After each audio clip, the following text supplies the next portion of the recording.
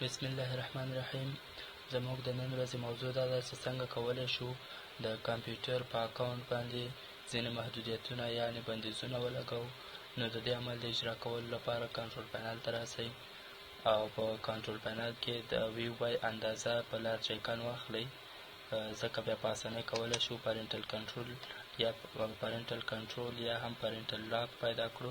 نو راوسئ پرنټل کنټرول به انتخاب کړئ.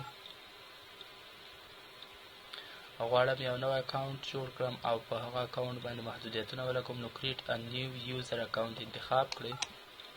اکاونټ ته نوم ورکړئ له دې ځای څخه، لکه زه ورکوم سټوډنټ اکاونټ.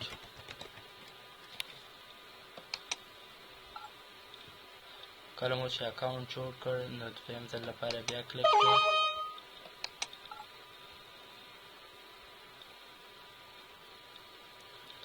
نو کله چې تاسو دلته فکر وکړئ پرنټل کنټرول موږ سره آف ده، نو آن انفورس کرنټ سیټینګ انتخاب کړئ. اوس تاسو سره لاندې درې اپشنې فعالې شوې. ټایم لیمټس د وخت محدودیتونه دي، ګیمز ګیمونه دي، الاو اینډ بلاک سپیسیفیک پروګرامز دي. ځینې پروګرامونو ته اجازه ورکوئ، ځینو ته نه ورکوئ. هغه پروګرامونه چې تاسو سره انسټال دي، تا انسټال کړي په کمپیوټر کې، نو له دې ځای څخه کولی شو. لومړی ټایم لیمټس په اړه خبرې کوو.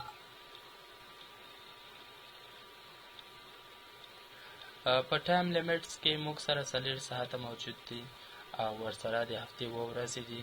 په دې ځای کې الاوډ مطلب دغه سپینې خانې دي، هغه خانې دي چې اجازه ورکول کېږي دغه اکاونټ ته چې یو څوک ورداخل شي. او بلاکډ چې شنې خانو مطلب دا ده چې په دغه ساعتو یا په دغه ورځو کې نه سو کولی چې دغه اکاونټ ته داخل سو. نو زه دغسې یو څه محدودیتونه پرې لګوم. نو لکه وایم چې د غرمې له 12 څخه د شپې تر 12 پورې باید استفاده نه کړي.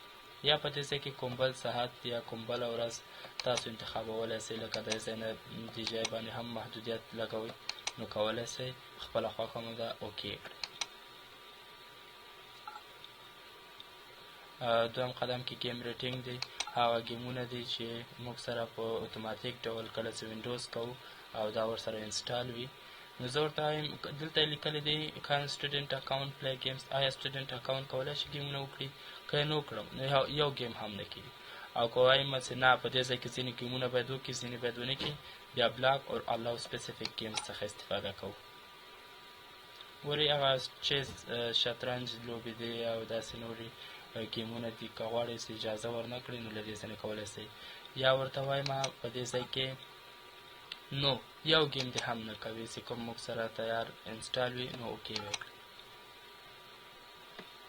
په دریم قدم کې پروګرام لیمټس دي، د وخت د پروګرامونو محدودیتونه دي. په دې ځای کې سټوډنټ اکاونټ کن یوز آل پروګرامز، کولی شي ټول پروګرامونه استعمال کړي.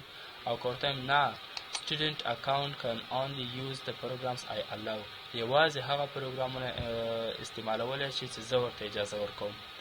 نو په دې ځای کې به تاسو یو څه په تمه شئ، هغه پروګرامونه چې تاسو په کمپیوټر کې انسټال دي ثبت دي د هغه ټولو مجموعه به دلته راسي. اوس ګورئ دغه پروګرامونه موږ سره ټول انسټال دي. نو چې هر یو ته اجازه ورکوئ چې تاسو استعمال کړئ، نو هغې کې به کلیک ولګوئ چې بیا وکولی شو بل اکاونټ پرې استعمال کړو. نو مختلف پروګرامونه دي چې هر یو پروګرام مو خوښه وي چې استعمال کړئ، نو هغه به ټیک مارک کړئ.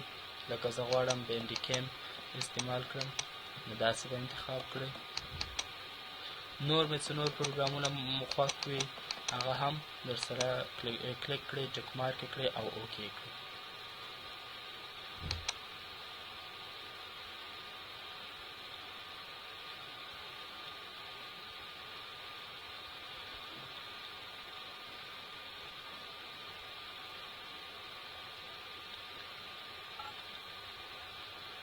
کله مو چې اوکې ووهه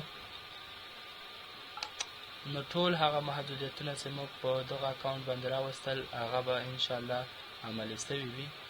نو کله چې بیا دا سټوډنټ اکاونټ خلاصوو نو په هغې باندې به یو څه بندیزونه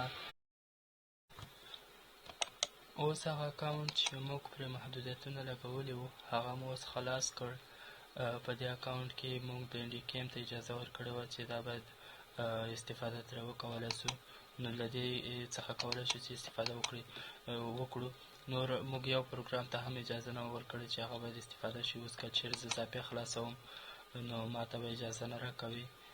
parental controls has blocked or blocked this program. دا پروګرام یې بلاک کړی ده، یا دلته موږ په ځینو کیمو باندې محدودیتونه لګولي، بلاک کړي مو، نو هغه هم موږ سره بلاک شوي دي، استفاده ترې نسو کولی.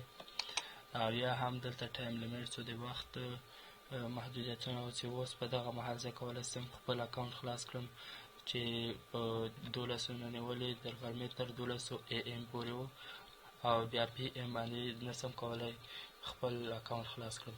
نو که چېرته مو ویډیو د استفادې وړ ګرځېدلې وي نو د لا زیاتو ویډیوګانو لپاره زموږ چینل او ویډیوګانې شیر او سبسکرایب کړئ.